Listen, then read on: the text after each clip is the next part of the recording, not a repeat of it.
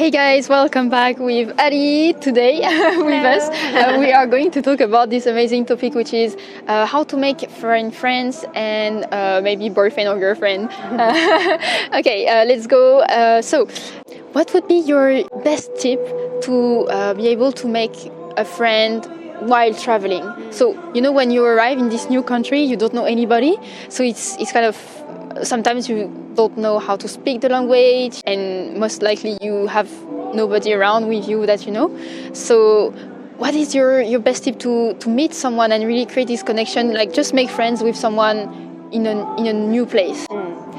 I would say that remember that everyone is the same. So no matter what you look like, no matter what language you speak, everyone wants to make a friend. Everyone feels nervous when they don't know really what they're doing. And, you know, if you just kind of go back to basics, children just walk up to other children and say, hey, do you want to be my friend? And I think we just have to kind of strip away the ego and the nervousness and just say, do you want to be my friend? You know, and more likely than not, people will say, yeah, okay, you know, let's hang out. Yeah, definitely. Yeah, just don't think, just go there and yeah. Hey, you look cool, let's be friends. Yeah. And that's right. Yeah, just allow yourself to be open to other people, and in doing so, you know, they're much more likely to come to you. Don't hide behind, you know, like, oh, maybe they don't want to speak to me or something like that. Just try, you know? Yeah, and then like nothing much to lose, just a refusal or whatever. Yeah, exactly. Like on to the next. That's right. Yeah. And what about, especially, you know, making connection with Japanese?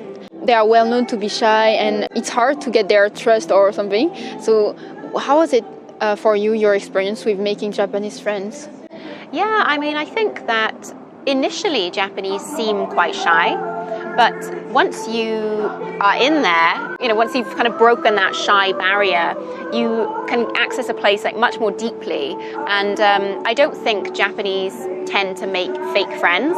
I don't think people will just like make friends because they think it's going to benefit them. They let you in because they think that you're an interesting person and they want to get to know you and learn from you and, you know, with you. Yeah. Right, that's good. A good point. Where do you make a friend? Do you maybe go on an app online and you just, you know, maybe like meetups or this kind of couchsurfing or whatever, or do you just go into a cafe or library? Like, Right. I think I've made friends the same in the UK as I do now in Japan, and that is completely randomly. Like, I really feel that you meet people by doing things that you love to do. So, as an example, here in Japan, I love running. And I decided that I would just make a running group on some like online app, on a website. And, you know, some people were interested and they joined me for these long runs around Tokyo. You know, we ran around the Yamanote line. And I just met these people who were as crazy about running as me, you know. And, you know, some of those people I'm still very, very close to. And yeah, it's just these random things. Doing what I love, basically, is how I make friends. Wow, yeah, that was incredible. I love this tip. Okay, so yeah, basically you don't really force a friendship. Like, no, people will come to you. Yes, yeah. I like this actually. I think it's good. So that makes me think actually when it comes to love, which is kind of hard to find, right? Like finding this soulmate, this person your hearts resonate. You have this common interest, but there is this small something that is different and you're like, wow, I love this person. So in order to find this very special person, do you have any tips as well? I guess it would just go back to being open-minded, because the people that are the most meaningful to you are here to teach you. And sometimes when we're being taught, we naturally feel like we're being challenged. And I think when you're open to a different way of being, a different person coming into your life so closely, we can get scared and like, oh, no, I'm not ready for that, you know. But just be open to this person teaching you and to the wonderful experiences that will inevitably follow. Yeah. Oh, all right. So do you have a boyfriend right now? I had a boyfriend and married him, so. Oh wow! I have a husband. She just goes for it. Oh wow, incredible! Yeah. So, may I ask you, is he Japanese? He is Japanese. Yes. Right. Yeah. So, how did you meet? Well, we met through a friend actually. Oh, yeah. Okay. So, can you just give us more details, like just for friends, like you mean, how did it happen? Like you were invited to the same party? Or? Yeah, something like that. We just sort of, like a mutual friend, we just connected through a mutual friend. Oh, so you said like, for example, I am looking for someone, and then they said, oh, I know this person? It wasn't a matchmaking thing. Oh, okay, so it was just like... Coincidence. Yeah. Just going to someone's party and then you met there. Yeah. Wow. But I think, you know, like, of course, it's difficult to meet people, especially in Tokyo. I feel like, you know, people won't really just approach you like they will in London. If you're sitting at a bar by yourself, maybe someone will come and talk to you. But in Japan, it just doesn't really happen, at least in my experience. So yeah, like just being able to turn up to a party when you only know the host, and then, you know, you might meet the love of your life. Yeah, well, yeah, it happens, right? Yeah. That's a good point. If you want to meet someone like your soulmate or whatever, you cannot just meet him in your house or something. You have to go out, right? You have to get there, like go there, right? You have to show up. You have to take the first step, quite literally. Yeah, that's right. Yeah, so I guess, yeah, just going to parties sometimes, like just going out with friends, whatever, and then who knows what happens. Yeah, and obviously, right. you know, now it's a bit difficult to go out to parties and stuff, but yeah, true. Just doing the things that you enjoy doing. So it could be more online meetups or groups, or for example, like my running group, you know, before this whole corona thing happened, that just gave me an opportunity to meet people who had the same interests as me. Yeah. Do you have any recommendations of apps actually that you can use to, you know, make either friends or more, but might always start with being friends, so yeah, just meeting interesting people? I used Meetup. It's a website with all sorts of really interesting groups, and basically you can find any kind of group, from like tarot card reading to bungee jumping groups, you know, like anything. You can find anything, so yeah. You can even make your own, like me. I agree. Meetup is really amazing. I used to use it when I was living in Manchester, and that way I could actually meet a Japanese guy in Manchester. I see. Yeah, it was really incredible. And I also met actually a DJ there. He was a musician. Really such an interesting person. And yeah, so Meetup is definitely an app that you want to try. So definitely we are going to link it down below. Okay, amazing. Do you have any challenges with your current relationship? Like, what is it to meet someone from a different culture? Yeah, that's a really interesting point, a really interesting question.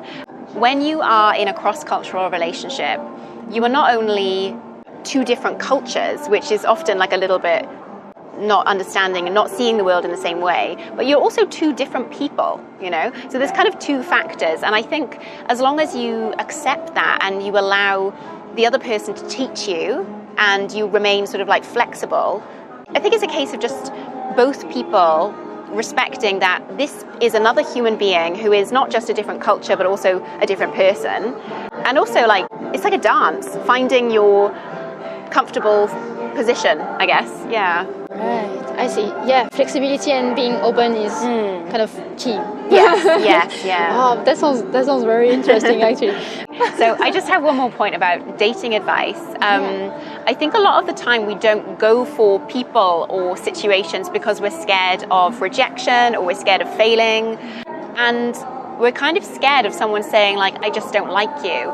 My best advice for finding someone that you want to spend your life with, or just even finding someone that you enjoy spending your evening with, remember that you could be the most delicious, juicy peach, but some people just don't like peaches. So be yourself 100%. Don't try and like hide yourself or be like someone else. Just be yourself fully, because one day you'll find someone that loves you just the way you are, and then you know, right? That's so true. Yeah. Yeah, just be yourself. What do you feel is the most attractive about Japanese guys? Kindness. Kindness? Yeah. Oh. Just kind, like they're not trying to be kind, they just are kind. Considerate about what you need or what you want. Thoughtful, you know, it just, that dimension of it, it's the best thing for me. Yeah, oh, wow. Kindness, yeah. Yeah, I see. So you feel like taken care of, basically. Completely, yeah. Oh, wow, nice. But yeah, so that's so true. Like, being yourself is just the most important if you want to find someone that really matches and that is going to make you happy. Yeah. Because you want someone who loves all of you. Yeah. Right. And I think on a selfish level as well, when you find someone that really loves you just the way you are, you kind of feel a bit more confident to be you in your 100% way, not hiding or not self-editing. And then when you're your full self, you have much more capacity and, you know, much more confidence in just everything else that you do in life. That's not right. just relationships. Yeah, definitely. Amazing tip. Thank you so much. You're welcome. All right, two last small questions about 2022. What are your goals for this year? So we are still in February, or just the start of February. Yeah. But we are still thinking, about how are we going to make this year amazing. Could you tell us your goals for 2022? Okay, sure. So my main goal, I would say, is to just grow my YouTube channel and share as much as I can about, life in Japan and also British English. Those are my two channels. And part of that is, of course, learning Japanese. Because we are in the same boat, actually. But your Japanese is great. Yeah, I have a lot to learn from you. So All right, that's an amazing goal. More like a leisure goal, or something you really would love to do or try, maybe this year.